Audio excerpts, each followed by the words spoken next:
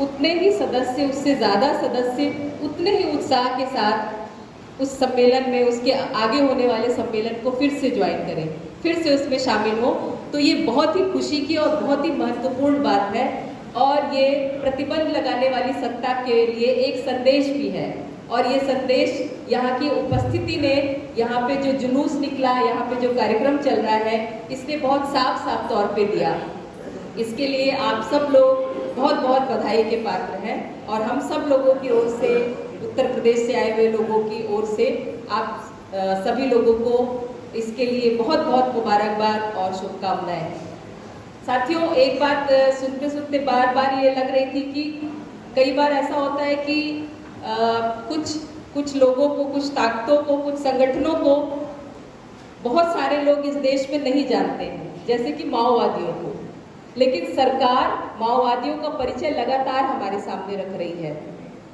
जब वो मजदूर संगठन समिति पे प्रतिबंध लगाती है और ये कहती है कि ये माओवादियों का फ्रंटल ऑर्गेनाइजेशन है, तो तुरंत पलट के दिमाग में ये सवाल आता है कि अच्छा,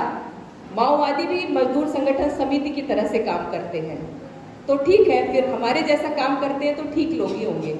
जैसे ही वो भीमा कोरेगांव के लोगों को ये बोल के प्रतिबंधित करती है, जेलों में डालती है कि ये माओवादी लोग हैं, या भीमा कोरेगांव का आयोजन माओवादियों का आयोजन था, वैसे ही पलट के दिमाग में ये सवाल आता है, अच्छा, माओवादी लोग दलितों के अधिकारों के लिए काम करने वाले लोग हैं, तो ठीक है, अच्छे ही लोग होंगे। और जेल में बंद जितने भी लोग हैं, आज हम देखें, क्रांतिकारी कवि वरवर राव से लेके सुधा भारद्वाज, जो कि मजदूरों के बीच में काम करती हैं, आनंद तेलतुंबड़े जैसे बुद्धिजीवी, गौतम नौलखा जैसे लोग, जिनसे हम लोग यहीं पे एक वर्कशॉप में मुलाकात हुई है, जिनसे इन सारे लोगों को ये बोलती है कि उनकी बौद्धिकता माओवादी बौद्धिकता है। तो फिर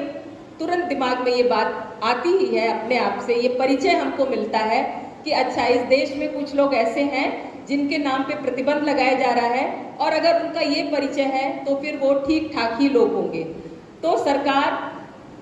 इस देश की क्रांतिकारी ताकतों का परिचय हमारे सामने लगातार पिछले कई सालों से रखती जा रही है, और निश्चित तौर पे हमें बाध्य कर रही है कि हम उनकी ओर ध्यान दें और हम उनके बारे में सोचें कि वो जिनका नाम लेके बार बार लोगों को जेलों में डाल रही है, प्रतिबंधित कर रही है, वो कौन लोग हैं, वो क्या काम कर रहे हैं जिनका नाम वो बार बार ले रही है।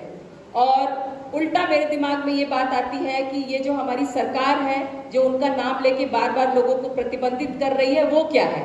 वो दरअसल वर्ल्ड बैंक और अंतर्राष्ट्रीय मुद्रा कोष की फ्रंटल सरकार है, जो कि हमारे ऊपर लगातार प्रतिबंध लगा रही है। वो उनके लिए ही काम कर रही है। वो अमेरिका की फ्रंटल सरकार है, वो साम्राज्यवादियों की फ्रंटल सरकार है, जो उनकी ही नीतियों को हमारे ऊपर थोप रही है और हमारे ऊपर दमन कर रही है। लेकिन मजदूर संगठन समिति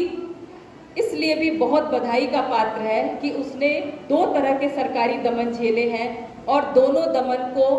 अच्छी तरीके से, दोनों तरह के दमन से निपटी भी है। जब इस पे प्रतिबंध नहीं लगा था, उसके पहले भी जब ये जन संघर्षों में थी, तो भी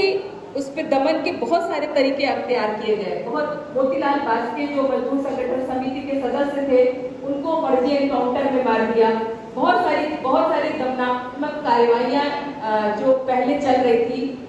कि यहाँ पे कार्यक्रम नहीं करने देंगे, वहाँ पे कार्यक्रम नहीं करने देंगे, इन सारे कामों को, जो कि लीगल फाइट से बाहर लड़े जा सकते थे, जो कि प्रतिरोध करके लड़े जा सकते थे, जो कि जनता की ताकत पे लड़े जा सकते थे, उसको भी मजदूर संगठन समिति ने अच्छे से फाइट किया है और अच्छे से उनको बताया है कि ऐसी लड़ाइयाँ कैसी लड़ी जानी चाहिए। और हमारे साथ इस समय भगत सिंह छात्र मोर्चा के लोग आए हैं साथ में, उनके लिए और हमारे लिए आपसे ये सीखने की बहुत इस संगठन से सीखने वाली बात है कि उसके बाद जब इस संगठन को प्रतिबंधित किया, जैसे कि वहाँ पे भी प्रतिबंधित करने की एक साजिश रची जा रही है, तो कैसे उनको लीगल फाइट दे के भी, लीगल तरीके से भी लड़ाई करके उसे जीता जा सकता है। तो इन दोनों तरीकों को हमने आपसे सीखा है और हम इसके लिए आपको बहुत मुबारकबाद देते हैं। आगे के लिए हम बहुत सारी आपके लिए शुभकामनाएं हैं और हम आपसे बहुत उम्मीद रखते हैं। और उम्मीद इसलिए रखते हैं कि कि देश में और बहुत सारे मजदूर संगठन हैं, एक मजदूर संगठन समिति ही नहीं है, लेकिन दूसरे संगठन हमें अब मजदूर संगठन लगते ही नहीं है। जैसे कि आप लोगों ने बाहर नारा भी लगाया था कि संशोधनवादियों के हाथ से लाल झंडा छीन लो, तो वास्तव में वो जो उनके हाथ में लाल झंडा तो है, लेकिन वो केवल, जैसे पीछे लेनिन की तस्वीर लगी हुई है, और लेनिन ने अर्थवादी लड़ाई और राजनीतिक लड़ाई पे बहुत कुछ बोला और बहुत कुछ लिखा है। तो जो अभी दूसरी मजदूर संगठन है, जो संशोधनवादियों के पार्टियों से जुड़ी हुई बहुत सारी मजदूर यूनियन है, वो दरअसल इस मायने में ही अलग है कि वो केवल आर्थिक मांगों तक अपने आप को सीमित की हुई है, और आर्थिक मांगों में भी उनकी लड़ाई वहीं तक सीमित रहती है जहां से उनको बार बार लौट के वापस आना पड़ता है, उनकी मांगे नहीं मानी जाती हैं।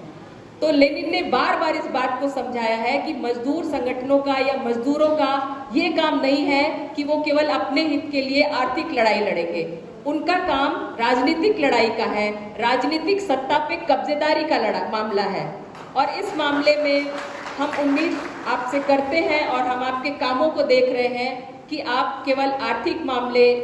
को ही अपने हाथ में नहीं लेते हैं मुद्दे के रूप में, बल्कि राजनीतिक सत्ता दखल की लड़ाई भी आपके जरिए से ही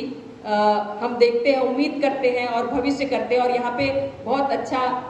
सहयोग भी है कि किसान आंदोलन से जुड़े हुए लोग और मजदूर संगठन के अगुवा तत्व दोनों लोग आज साथ में बैठे हुए हैं, और भारत में हम इन्हीं दोनों के माध्यम से नवजनवादी क्रांति की उम्मीद भी करते हैं, मजदूर और किसानों के माध्यम से। तो ये बहुत अच्छा, छात्र भी यहाँ पे मौजूद है, महिलाएं भी यहाँ पे मौजूद हैं। तो ये सभा एक मोर्चा का भ्रूण रूप के रूप में आज हम देख पा रहे हैं, जिससे कि हम इस लड़ाई को बहुत दूर तक ले जाएंगे। आप लोगों को बहुत मुबारकबाद, बहुत सारी शुभकामनाएं।